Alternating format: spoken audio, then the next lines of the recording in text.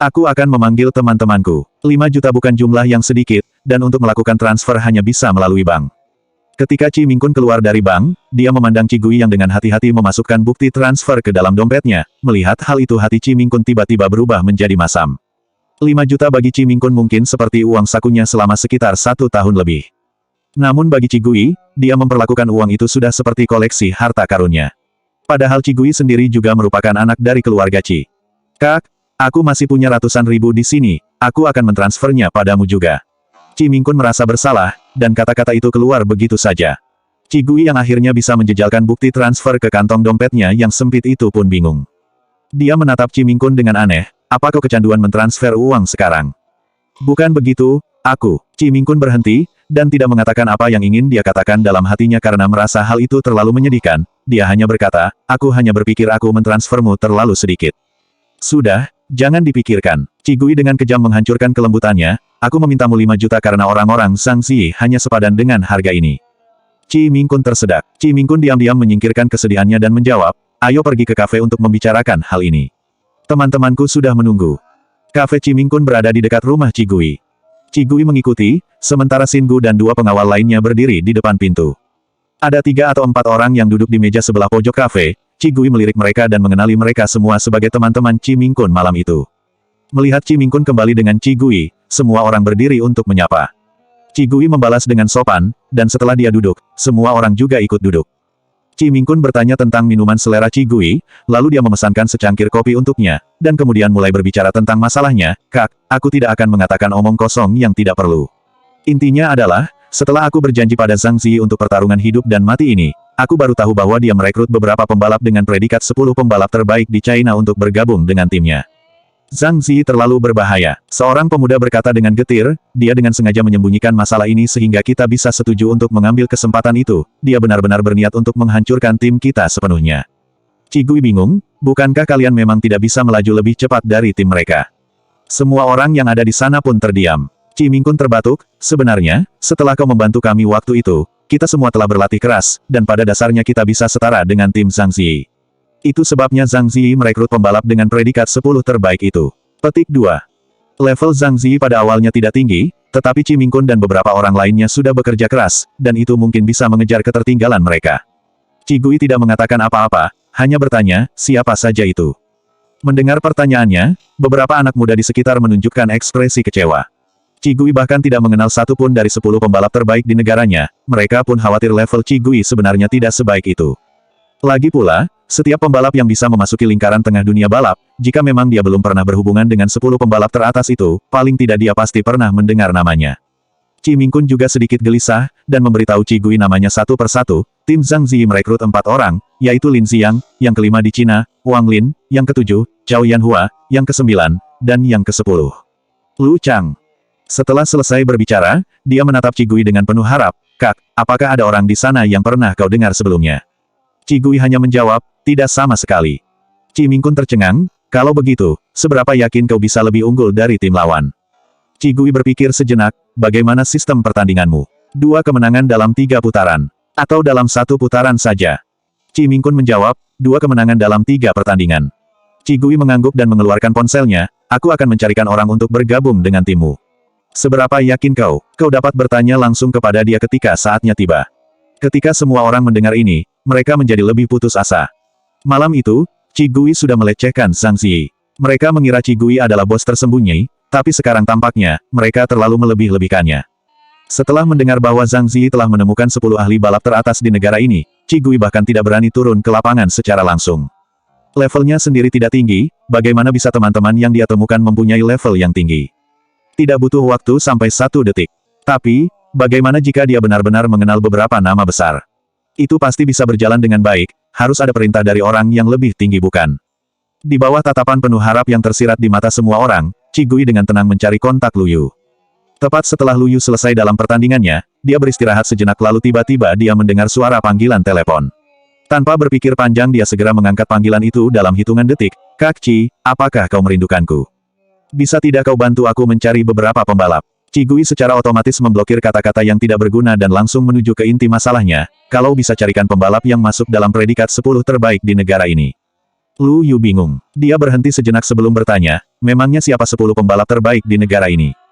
Orang-orang dari levelnya hanya memperhatikan lawan dari level yang sama yaitu di pertandingan internasional, jika untuk pertandingan domestik, mereka benar-benar tidak terlalu memperhatikan. Semua orang di sana duduk saling berdekatan, dan kata-kata Lu Yu terdengar juga sampai di telinga mereka. Mendengar itu, mereka seketika lemas. Harapan terakhir di hati mereka benar-benar hancur. Qi Gui mengabaikannya dan menyebutkan nama orang-orang yang baru saja dikatakan oleh Qi Mingkun. Setelah mendengarkannya, Lu Yu memiliki relasi yang sama persis dengan yang dikatakan oleh Qi Gui, dan berkata, 4 orang yang akan melakukannya, kan? Tidak masalah, kirimkan saja waktu dan lokasi pertandingan lewat WeChat, nanti aku akan bawa orang-orang ke sana secara langsung. Meski tidak tahu siapa orang-orang itu, level pembalap domestik hampir semuanya berada di bawah level dunia balap internasional, sehingga masih sangat mudah untuk menemukan beberapa orang yang bisa masuk dalam predikat 10 besar terbaik dalam negeri ini. Qi Gui setuju, dia lalu menutup telepon, dan berbalik untuk bertanya kepada Qi Mingkun, waktu dan tempat pertandingan. Hati Qi Mingkun mengecil tidak yakin, tetapi dia masih mau menjawab pertanyaan Qi Gui dengan patuh, di Gunung Qifeng di kota Lin, pukul 10 pagi. Qi Gui hanya mengangguk, kemudian dia mengirimkan pesan ke Lu Yu waktu dan tempat pertandingannya, lalu ia berdiri dan segera pergi dari sana. Qi Mingkun masih sangat khawatir, Kak, teman-teman yang kau carikan, apa mereka benar-benar bisa melaju lebih cepat dari orang-orang Sang Xi? Tidak masalah. Qi Gui tersenyum meyakinkan, jangan khawatir, aku tidak akan mengambil risiko dengan uang 5 juta. Hingga Qi Gui pergi, Qi Mingkun dan rombongannya masih sedikit khawatir. Setelah beberapa lama, orang yang sebelumnya ikut berbicara berkata dengan lembut, ayo, apa kita mau cari bantuan dari orang lain lagi? Apa kau memiliki koneksi lain? Qi Mingkun bertanya dan mengangkat matanya. Pria itu langsung menutup bibirnya. Qi Mingkun menghela nafas, lupakan saja, kita hanya bisa mempercayai kakakku sekarang, dan menantikan keajaiban besok. Karena hal itu, mereka merasa tidak berarti. Qi Gui tidak mengkhawatirkannya sama sekali, dia pulang ke rumah dan mandi, lalu Sun Yanyan mengirimkan pesan WeChat untuknya. Sun Yanyan bertanya tentang teori yang akan digunakan untuk mengikuti kompetisi tingkat provinsi. Sun Yanyan menambahkan terjemahan dokumen Baidu ke dalam bahasa Inggris lengkap, dan akhirnya berhasil memahami apa yang dijelaskan dari sana, dia juga membuat rangkuman inti dari dokumen tersebut. Namun dia masih merasa sedikit tidak yakin, dan akhirnya dia mengirimkannya kepada Qi Gui untuk diperiksa. Qi Gui melihatnya sebentar dan membalas pesan Sun Yanyan, sudah benar. Sun Yanyan langsung menjawab, ini baru sedetik. Kak Qi, apakah kau tidak ingin memeriksanya lagi untuk melihat apa ada kesalahan? Qi Gui menjawab dengan tenang, hanya beberapa baris kata seperti itu membutuhkan waktu lebih dari 1 detik. Sun Yanyan yang meluangkan waktu lumayan panjang untuk membaca dan memahami dokumen itu hanya terdiam, sedikit merasa tersinggung. Qi Gui membuat beberapa komentar lagi kepada Sun Yanyan, dan tepat setelah dia selesai mengatakannya, seseorang menelepon. Qi Gui melirik ide penelepon dan mengangkatnya. Sebuah suara aneh dan sedikit genit yang mirip dengan suara menantu kecil, bergema tepat di seberang teleponnya, bos. Apakah karena aku tidak berinisiatif untuk meneleponmu, kau tidak mengingatku sama sekali? Qi Gui menjawab, Shen Yun, jaga omonganmu. Hei, Shen Yun menghela nafas dalam-dalam, berapa lama waktu yang aku butuhkan untuk merasakan sikap hangatmu yang seperti angin musim semi? Qi Gui bertanya, apakah kau yakin ingin merasakannya? Shen Yun menjawab, tidak usah, terima kasih. Qi Gui selalu bersikap sehangat angin musim semi untuk mereka yang berbaring di ranjang rumah sakit, semakin parah penyakitnya, semakin hangatlah dia. Shen Yun bercanda beberapa kata, lalu dia melanjutkan untuk berbicara tentang bisnis, bos, penawaran proyek tahunan perusahaan akan segera dimulai. Tahun ini, keluarga Qi juga mendaftar. Saling menyapa, Qi Gui menjawab datar, lalu. Mendengar kalimat seperti itu, Shen Yun langsung mengerti, tidak apa-apa, aku hanya bilang saja dan jangan lupa perhatikan kesehatan fisik dan mentalmu, bos. Setelah beberapa obrolan di antara keduanya, Qi Gui menutup telepon, dan tertidur. Sun Yanyan, Chu Jia, dan Yi Rui melakukan modifikasi dan penyesuaian berdasarkan pendapat Qi Gui. Setelah semuanya selesai, ternyata waktu sudah menunjukkan pukul 9 malam. Meskipun Kak Qi jarang berpartisipasi, dia banyak membantu kita setiap saat. Ucap Chu Jia sambil meregangkan otot pinggangnya. Yi Rui mengikuti sambil tersenyum, Sister Qi membantu kita lagi, dan membiarkan kita berpikir secara mandiri juga, dan itu membuat kemampuan kita semakin meningkat. Sejujurnya, jika saja dia tidak berusia 23 tahun, aku akan curiga bahwa dia sebenarnya adalah seorang guru yang dikirim oleh Dekan Lin. Beberapa orang mengobrol di luar gerbang kampus dan berpamitan untuk pulang. Yi Rui mengambil ponsel dan melihat-lihat poin pemilihan topik yang telah ia catat sebelumnya, sehingga dia tidak menyadari bahwa dia telah menabrak seseorang. Maaf, dia dengan cepat meminta maaf, tetapi ketika dia melihat ke atas, dia sedikit terkejut, Ding Xuan. Kenapa kamu belum pulang selarut ini? Dalam kegelapan malam, Ekspresi Ding Xuan sedikit kabur, dia melirik ponsel Yi Rui dan berkata sambil tersenyum, bukan apa-apa, aku hanya ingin berterima kasih karena telah menggantikanku saat itu. Aku akan mentraktirmu makan malam. Yi Rui mengerutkan kening dan tanpa sadar ingin menolak, tetapi Ding Xuan tidak memberi kesempatan pada Yi Rui untuk berbicara, bahkan dia langsung berbicara lagi dengan sangat antusias. Pada akhirnya, Yi Rui tidak bisa menolak tawaran Ding Xuan, dan mengikutinya ke restoran sebelah. Keesokan harinya, pukul 10 pagi, Qi Gui datang tepat waktu di lokasi yang telah disepakatinya bersama Qi Mingkun. Xin Gu berjalan mengikuti Qi Gui dari belakang dan mengawasi dari jarak tertentu. Hal itu dia lakukan bukan hanya untuk tidak mengganggu Qi Gui, tetapi juga untuk melindunginya pada saat akan terjadi sesuatu. Begitu Qi Mingkun melihat Qi Gui datang, dia segera berkata dengan cemas, Kak Qi, berapa lama lagi temanmu akan datang? Pertandingan akan segera dimulai. Qi Gui menghibur Qi Mingkun dengan mengeluarkan ponselnya, dan berkomunikasi dengan Lu Yu, mereka akan tiba 10 menit lagi. Mendengar apa yang dikatakan Qi Gui, Qi Mingkun akhirnya merasa lega. Dari tempat yang tidak terlalu jauh, terlihat iring-iringan mobil Zhang Ziyi. Dia tidak membawa begitu banyak orang kali ini, dia hanya membawa 4 pembalap yang memiliki predikat 10 pembalap terbaik dalam negeri. Selain itu tim Zhang Ziyi juga memamerkan deretan mobil mewah yang dimodifikasi dengan baik, dan momentum itu sendiri telah menghancurkan keberanian Qi Mingkun beberapa kali. Mata aprikot gelap Qi Gui menyapu mobil-mobil mewah itu dengan ringan, dan berseru, modifikasi mobilnya cukup bagus, keterampilan mereka juga bagus. Kak, jangan memuji pihak lain di saat seperti ini, Qi Mingkun hampir menangis, jika dia kalah, dia tidak akan pernah bisa menyentuh mobil lagi. Qi Gui menepuk bahu Qi Mingkun dengan jari-jarinya yang ramping, matanya menyipit dengan tenang dan tampak acuh tidak acuh, jangan takut, tidak akan ada masalah selama ada aku di sini. Qi Mingkun hanya bisa terdiam. Zhang Ziyi terlihat sedang mengobrol dengan 4 pembalapnya. Cewek cantik dengan temperamen yang baik itu tuh. Zhang Ziyi menunjuk ke arah Qi Gui, dan melanjutkan ucapannya, dari seluruh tim, kau hanya perlu menjaga dia, yang lainnya tidak usah, mereka bahkan tidak bisa mengalahkanku. Lin Xiang melihat ke arah jari Zhang Ziyi dan tersenyum, melihat penampilannya sepertinya dia berperilaku baik, tampaknya dia tidak bermain cukup bagus dalam balapan. Kamu kalah darinya karena kamu tidak terbiasa dengan kondisi jalanannya, kan? Ketiga rekan lainnya juga tertawa dan sangat setuju dengan ucapan Lin Xiang. Bagaimanapun, itu adalah hal normal bagi Zhang Ziyi yang tidak terbiasa dengan kondisi jalanan saat pertandingan terakhirnya di dekat kota Nan. Level Zhang Ziyi memang tidak cukup tinggi, sehingga Zhang Ziyi tidak tahu apakah dia tidak terbiasa dengan kondisi jalanan atau memang keterampilannya benar-benar sudah dikalahkan oleh Qi Gui. Tapi kata-kata Lin Xiang membuatnya merasa jauh lebih nyaman, sehingga dia menerimanya. Oke, permainan akan segera dimulai, kita harus menyapa lawan kita. Lin Xiang menyampirkan jaket kulit yang ada di tangannya ke bahunya dan berjalan menuju Qi Gui dan yang lainnya. Mereka sudah datang. Qi Gui bertanya kepada Qi Mingkun tentang medan jalanan di gunung itu. Setelah beberapa tahun, jalanan di gunung ini dibangun kembali, dan Qi Gui tidak pernah melewatinya. Tapi setelah mendengarkan penjelasan dari Qi Mingkun, dia secara ringkas dapat membayangkan seperti apa medan yang akan dilaluinya, serta dia dapat menggambarkan bayangan peta 3 dimensi jalanan gunung itu di dalam benaknya. Tepat ketika dia berbicara, sebuah suara arogan datang, Qi Mingkun, setelah kau berusaha mencari-carinya selama sehari penuh, kau hanya dapat menemukan bantuan seperti itu.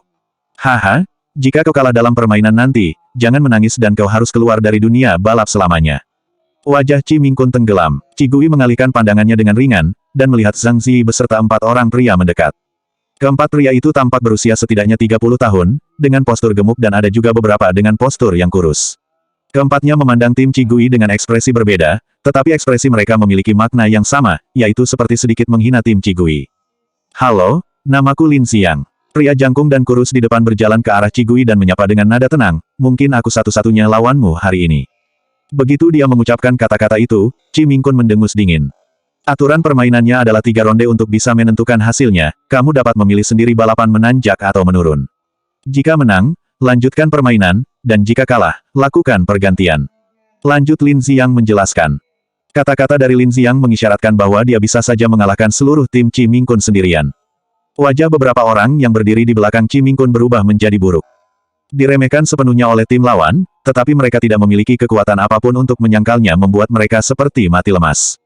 Di sisi lain, ekspresi Qi Gui masih acuh tidak acuh, dan sama sekali tidak berubah.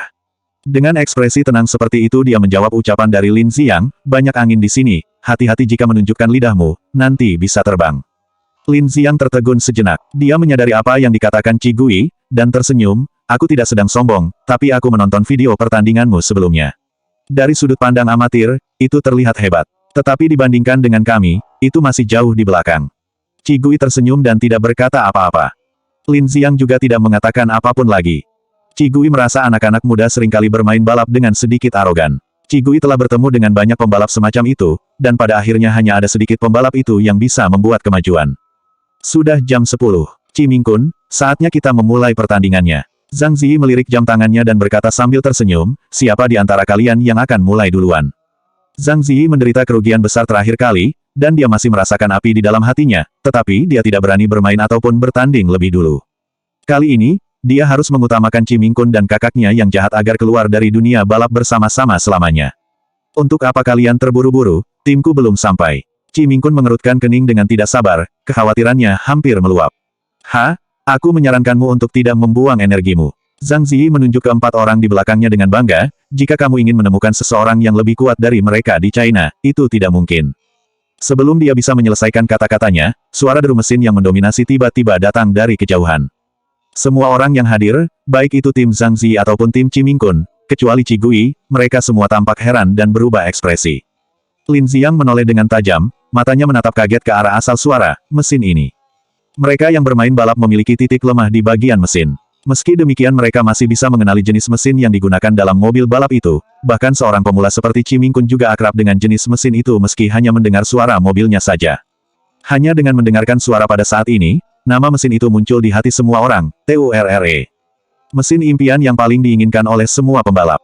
Tetapi mesin jenis ini hanya diproduksi beberapa ratus unit saja di seluruh dunia. Bahkan jika bukan termasuk golongan orang kuat, walaupun memiliki banyak uang tidak akan mudah untuk membeli mesin itu. Dalam suara kebingungan Lin Xiang, sebuah mobil balap berwarna biru muda mengibaskan ekor mobilnya dengan gagah di depan mata semua orang di sana, setelahnya mobil itu berhenti dengan kap mobil menghadap ke depan tidak jauh dari tempat anggota tim berkumpul. Segera, pintu pun terbuka. Selesaikan dalam 10 menit. Seorang pemuda mengenakan t-shirt hitam sederhana dan celana jeans biru berjalan turun, dia menyapu kerumunan, dan akhirnya matanya tertuju pada Qi Gui. Pemuda itu berjalan ke arah kerumunan dengan sopan mengulurkan tangannya kepada Qi Gui, apakah Anda Kak Qi?